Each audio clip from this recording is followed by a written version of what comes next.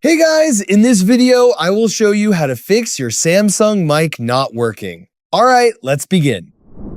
First, if you've recently installed a new phone case, remove it and test the microphone again.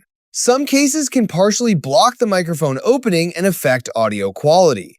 Next, inspect the microphone for dust or debris. Use a soft, non-metal tool or a microfiber cloth to gently clean the microphone opening. If it's blocked, your voice may not be picked up properly. If the issue continues, open Settings, Connections, and turn off Bluetooth.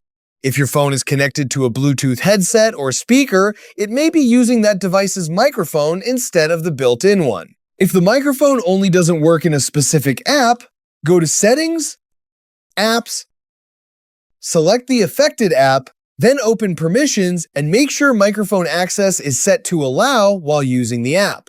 You should also restart your phone. If a normal restart doesn't help, perform a force restart by holding the volume down and side buttons until the Samsung logo appears. This refreshes the system without deleting your data. If none of these steps work, the microphone may have a hardware issue and should be inspected by Samsung. So that's basically how you can fix your Samsung mic not working. That's it for this video. Thanks.